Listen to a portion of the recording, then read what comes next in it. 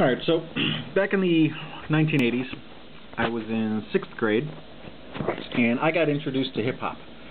And for me, I had never heard anything like it. I didn't know that it was based off of samples from other kinds of music, other songs. I just heard a bunch of very cool songs. And so you might say that the first maybe 6 months that I heard a bunch of songs might be this first line. And like I said, I didn't know that it was sample based. I didn't know that they were borrowing music from other songs. But 6 months later, maybe a couple other songs might have come out, which is the next line.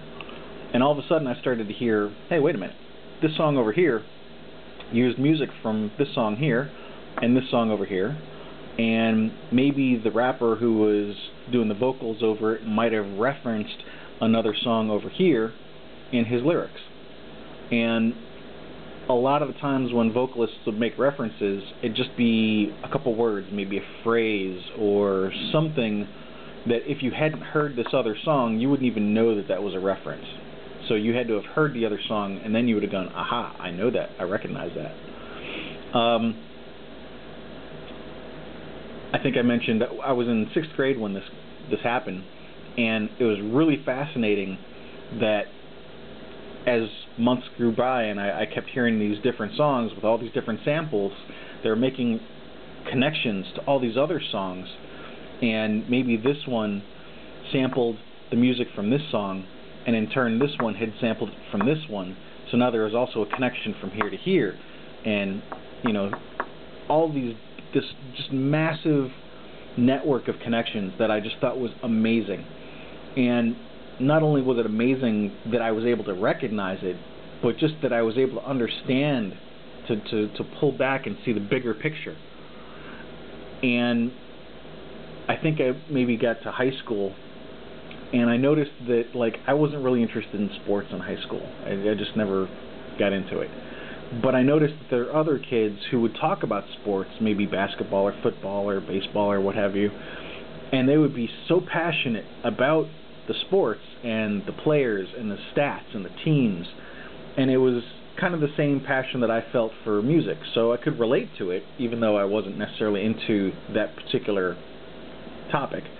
And so it was the same thing, you know, maybe this first line is a year, say 2000, and each circle represents the team, and maybe the next year this team traded a player that wound up on this team, and this team traded a player that wound up on the team, so now these two guys play together.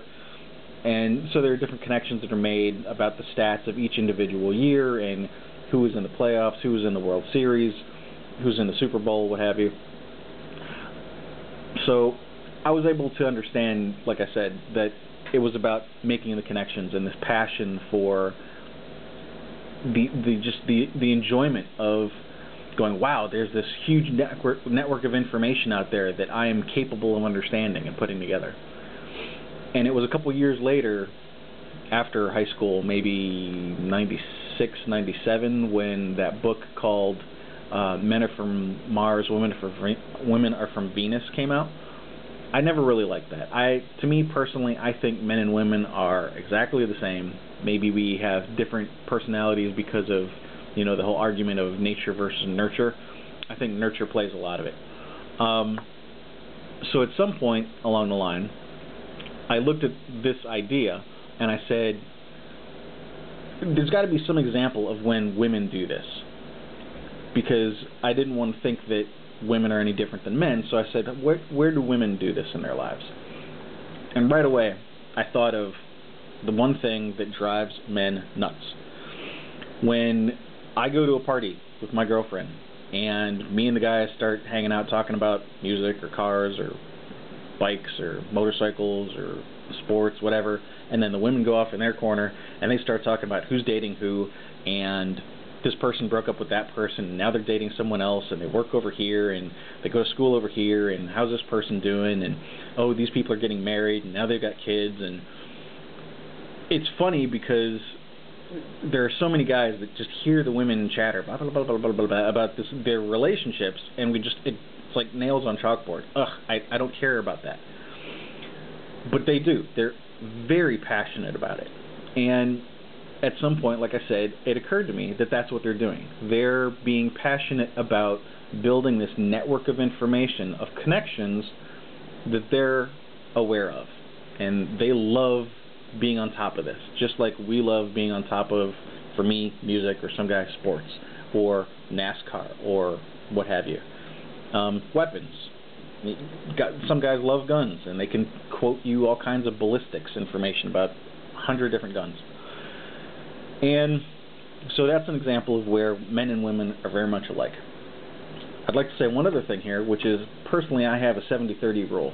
I like to say that if you have a gender role for men and a gender role for women, 70% of men will follow that gender role and 30% follow the gender role for women, and vice versa. 70% of the women follow the gender role for women and 30% follow the gender role for men. So I thought to myself, well, what's an example of men following the women's gender role? For example, do the other one first. There are some women who will talk sports up and down until you're blue in the face. They know stats, they know teams, they know players. They can hang with the big boys when it comes to that. Likewise, there are some men who are very interested in the network of relationships. And where that comes in is at work. If you are paying attention to not only who your boss is, but who your boss is friends with, and who your boss's friends are friends with, and you start making these connections of, okay, there are some people who are very good at being friends with the right people to get in the right places and get connections made. Politics, the military, corporate America. In politics, if you want to pass a bill and you don't want to go talk to 100 people, you want to find out who you need to talk to. Say you talk to this person up here, and you get their support, and then they talk to all their people that are in their connections, and you get their support. And then you talk to this person over here, and you get their support, and they talk to all the people that they have connections to. So it's very easy in politics, if you know the right people to talk to get their support, and then they get their supporters to support you. And then that's what politics is all about. There was something else that I wanted to point out about this whole concept, but I can't remember what it is right now, so I'll let you sit on this and chew on it for a bit.